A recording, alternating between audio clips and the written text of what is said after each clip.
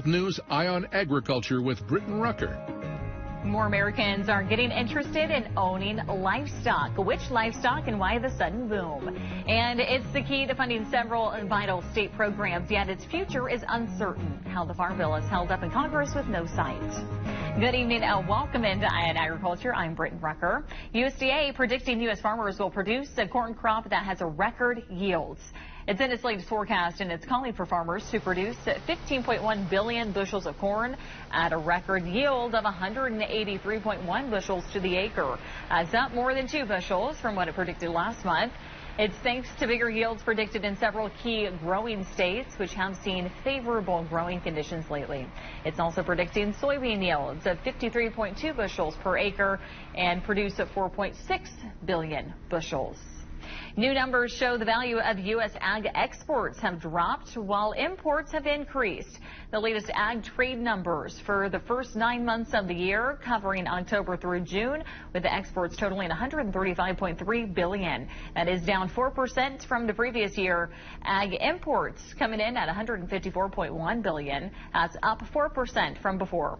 It leaves a deficit of $18.8 billion, and experts say there is a continued cooling of U.S. export values, which is tied to bulk commodities such as wheat, corn, soybean, and cotton. Martin County is set to host a meeting on Tuesday for a potential energy corridor that could come to Kansas. As a story fact finder has been following since the beginning. The proposed corridor would run through land in several Kansas counties, including Barton and Russell counties.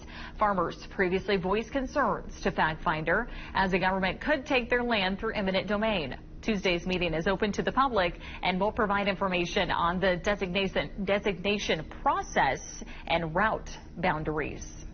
Americans are getting interested in owning livestock, just on a much smaller scale. The Associated Press reports hobby farmers are buying up miniature cows, miniature goats, miniature donkeys, and other small farm animals. Animal breeders say the sale of pint-sized farm animals have grown since the pandemic. That's when more people started raising backyard chickens for fun and fresh eggs.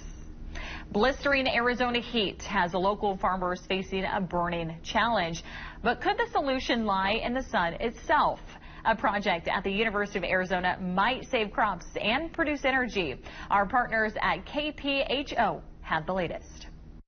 We've got to find a new way forward. Researchers at the Biosphere 2 in Tucson are embracing the sun. Here we're growing all kinds of crops, everything from the leafy greens like kale to beans, potatoes, basil. This site helps U of A researchers like Greg Barron Gafford study how solar panels can potentially benefit farmers, known as agrovoltaics.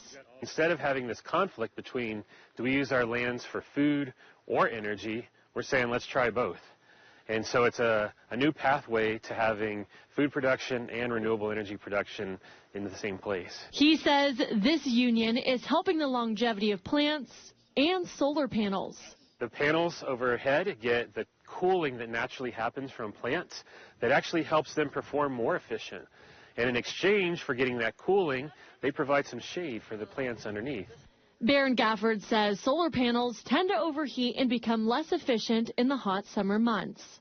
Their optimal temperature is about 75 degrees Fahrenheit. And how often are we way above that? But the plants help cool the panels down by as much as 18 degrees. A 12-year study found plants grown under the solar panels are larger and healthier compared to the plants out in the sunshine. Even at the scale of a single solar panel, you can see those benefits. As research continues, Barron Gafford hopes that this new type of farming will help create more sustainable practices for our farmers. We know this works. We know that this potential is here. We're just going about farming a bit differently, a little bit against the grain, and leveraging things like social media, like fundraising. America's and planting seeds for the next generation of farmers. We will get big results for you. Call 1-800-WIN-BULL. Attention.